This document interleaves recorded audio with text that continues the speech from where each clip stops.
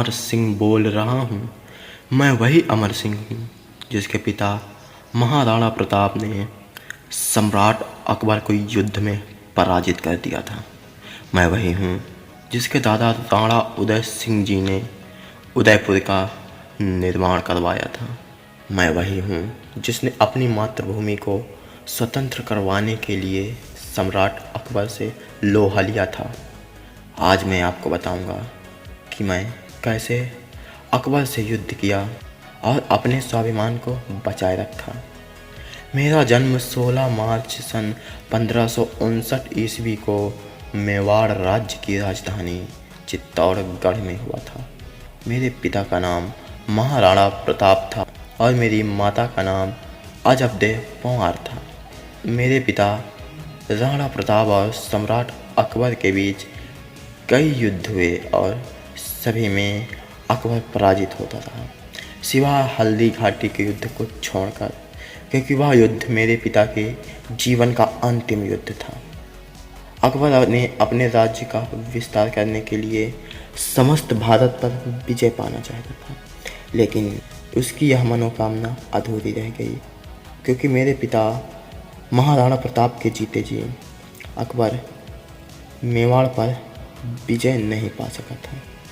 हल्दी घाटी के युद्ध के बाद मेरे पिता महाराणा प्रताप अपना जीवन व्यतीत किया और वे पुनः मेवाड़ की रियासतों को जीतना प्रारंभ कर दिया था। हालांकि मेरे पिता ने सभी राज्यों को पुनः जीत लिया था, परंतु वे चित्तौड़ को जीतने में असक्षम थे और क्षय रोग से पीड़ित हो जाने के कारण उनकी उदयपुर में ही मृत्यु हो गई। मेरे पिता ने अपने मृत्यु से पहले मुझसे एक वचन लिया था कि तुम चित्तौड़ को मुगलों से छुड़ा लोगे। मैंने उन्हें वचन दिया था। उनके मृत्यु के बाद मेरा राज तिलक किया गया। 23 जनवरी 1597 ईस्वी को मैं संपूर्ण मेवाड़ का शासक बना।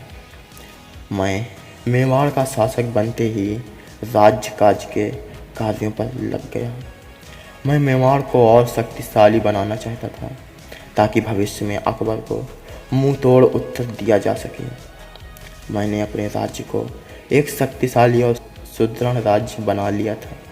अकबर की सेना उस समय काफ़ी ताकतवर थी, लेकिन फिर भी मैंने अकबर को कई युद्ध में पराजित किया। कई युद्धों के चलते मेरी सेना अकबर की सेना से काफ़ी कमज़ोर हो चुकी थी। उसके बाद अकबर ने पुनः 1599 ईस्वी को मेवाड़ पर आक्रमण कर दिया। उस समय मेवाड़ काफ़ी जर्जर अवस्था पर था, इस कारण मुझे पराजय का सामना करना पड़ा। लेकिन इस हार से भी मैं निराश नहीं हुआ और मैं मुगलों के विरुद्ध अपनी लड़ाई जारी रखा। मेरी यह लड़ाई 1614 ईस्वी तक उनके विरुद्ध चलती रही। उसके बाद अकबर ने जब पूर्णतः मुझ पर विजय नहीं प्राप्त कर सका तो उसने जहांगीर को भेजा कि वह जाकर अमर सिंह पर विजय प्राप्त कर ले या उसे अपने अधीन कर ले। लेकिन जहांगीर यह कार्य करने में असफल था। वह मेरे राज्य में गया और मेरे दरबार में भी, लेकिन मैंने उसे खाली हाथ लौटा दिया। हालांकि अकबर ने जहांगीर को 2 बार अवसर दिया था कि वह मुझे अपने कब्जे में कर ले, परंतु जहांगीर असफल था। तब जहांगीर ने राजकुमार परवित को भेजा और मैंने उसे भी खाली हाथ ही लौटा दिया था। जब वे हर प्रकार के प्रयास से थक चुके थे तब वे मुझसे संधि करने की सोची। जहांगीर और मेरे बीच संधि की बात चल रही थी। तब मैंने अपनी दादी जयवंता बाई से सलाह ली, जो कि कृष्ण भक्ति थी, तो उन्होंने भी मुझे सलाह में संधि को ही उचित स्थान दिया। तब मैंने जहांगीर के सामने अपनी कुछ शर्तें रखी, जिनमें से थी कि यदि राणा में से कोई भी मुगल दरबार में आएगा तो उसका भव्य स्वागत किया जाएगा और हिंदू महिलाओं को किसी भी प्रकार से परेशान नहीं किया जाएगा और किसी भी व्यक्ति से कहीं भी कोई कर नहीं वसूला जाएगा।